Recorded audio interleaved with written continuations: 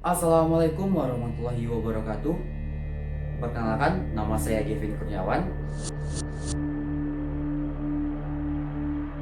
Dalam kesempatan kali ini, saya akan menjelaskan alur penjajahan Prancis, Inggris, dan Belanda di Indonesia. Selamat menyaksikan. Nah sobat, setelah VOC bangkrut, maka Indonesia berubah menjadi Republik Batav di bawah pengaruh Prancis. Untuk mempertahankan Hindia Belanda dari Inggris, maka Louis Napoleon mengutus Herman Willem Daendels ke Hindia Belanda.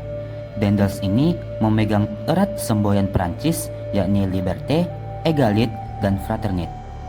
Dalam menjalankan roda pemerintahan, Daendels membuat banyak sekali kebijakan.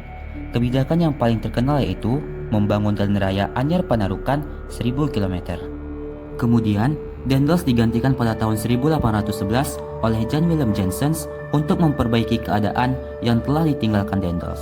Namun sobat, ternyata Inggris datang menyerang dengan armada yang sangat kuat dipimpin oleh Thomas Stamford Raffles. Akhirnya, pada tanggal 18 September 1811, Inggris menguasai Republik Batav yang ditandai dengan adanya kapitulasi Tuntang. Maka, berakhirlah masa pengaruh Prancis di Hindia Belanda. Nah sobat, 18 September 1811 adalah tanggal dimulainya kekuasaan Inggris di Hindia Belanda. Gubernur Jenderal Lord Minto secara resmi mengangkat Thomas Stamford Raffles sebagai penguasa di Batavia. Dalam menjalani pemerintahannya, Raffles memegang 3 prinsip utama guna memperbaiki sistem pemerintahan di Hindia Belanda. Untuk menjalankan roda pemerintahan, Raffles melakukan beberapa kebijakan dalam berbagai bidang. Kebijakan yang paling dikenal kala itu adalah sistem sewa tanah.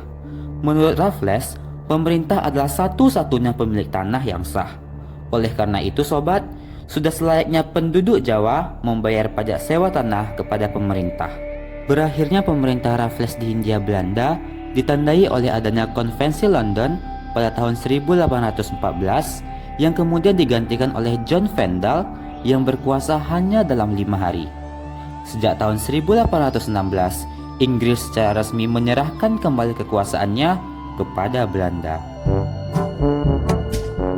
Nah sobat, setelah usainya Perang Napoleon, Inggris harus mengembalikan Indonesia ke Belanda pada tahun 1816 sampai 1942, ketika Jepang datang menyerbu dan menguasai negara Indonesia. Nah, dalam rentang waktu tersebut, terdapat banyak sekali perlawanan yang dilakukan oleh bangsa Indonesia terhadap Belanda. Dalam menjajah Indonesia, Belanda membuat banyak kebijakan. Beberapa di antaranya yaitu sistem tanah paksa atau kulturstelsel yang dipelopori oleh Van den Bosch pada tahun 1830. Dalam sistem ini, penduduk dipaksa menanam hasil perkebunan yang menjadi permintaan pasar dunia pada saat itu seperti teh dan kopi.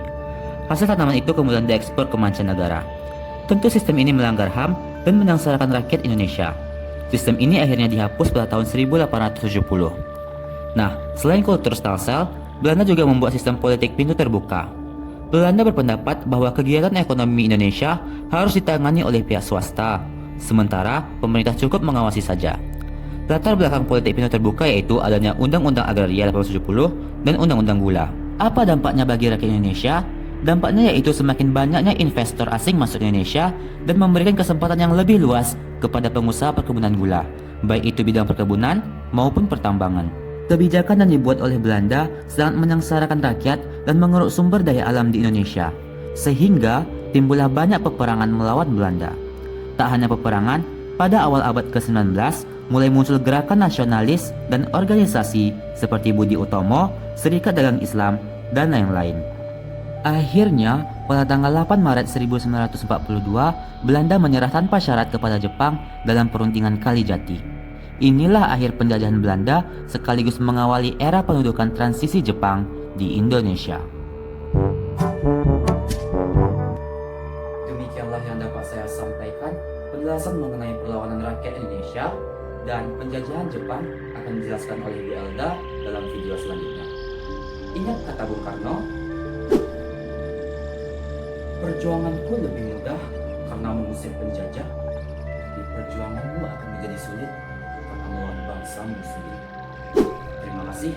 Assalamualaikum warahmatullahi wabarakatuh.